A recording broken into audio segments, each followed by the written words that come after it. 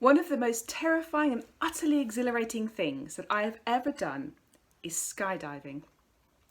It was almost 20 years ago, but I still get squirming snakes in my stomach when I remember sitting with my legs dangling out of the airplane, about to jump. Luckily, I wasn't alone. It was a tandem jump and I was firmly strapped to an expert. Still bloomin' scary though. In last week's video, Bridget reflected on the role of the Holy Spirit as the comforter. God's presence wrapped around us like a weighted blanket, helping to just calm us. This week, it struck me that the Holy Spirit is the comforter, but in the reading for this week, we learned that the Holy Spirit also comes with power and with purpose. We receive comfort, but we're also invited with the Spirit to step outside of our comfort zone.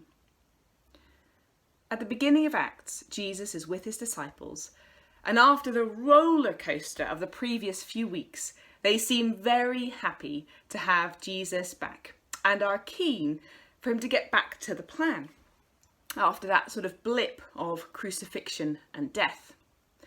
So Jesus, they say, are you at this time going to restore the kingdom to Israel? The disciples have stepped right back into their comfort zone, where Jesus takes charge and they mostly just watch and learn. But that's not the way the next season is going to be. Instead, Jesus says, it's not for you to know the times or dates, but you will receive power when the Holy Spirit comes on you.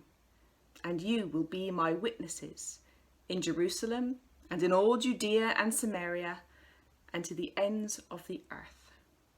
And then suddenly he's gone, hidden from their sight. He's returned to the heavenly realm, humanity returning to the heart of God. And they stand there, staring at the sky, as if waiting for him to come back down. But he isn't coming. There is no parachuting Jesus in the sky. What's next is the Spirit and power and a new purpose. You will be my witnesses, Jesus said. That's our new purpose. The good news is that being a witness just means sharing your experience. We are witnesses to the difference that faith makes in our lives, the difference God makes. Now, this idea of sharing our faith can seem really scary, but we aren't asked to do it on our own. We have the Spirit, the Comforter, with us to help us. A bit like the skydiving expert I was strapped to when I jumped out of that plane. He was there to train me and keep me safe, but also to encourage me to trust him and make that jump. He was with me and he comforted me along the way, but he also invited me to step out of my comfort zone. Now, I don't think that the Holy Spirit is inviting us to jump out of a plane, but perhaps the Spirit is inviting us to take a small step out of our comfort zone in some little way. We are witnesses of God's love. How can we be a bit braver in sharing that this week?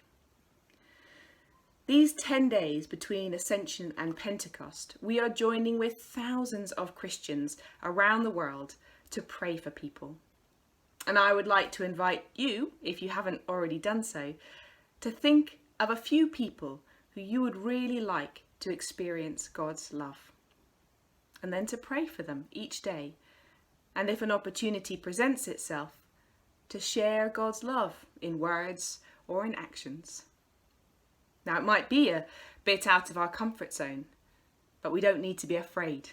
The Spirit will be with us all the way, perhaps strapped to us like my expert was when I did that tandem jump.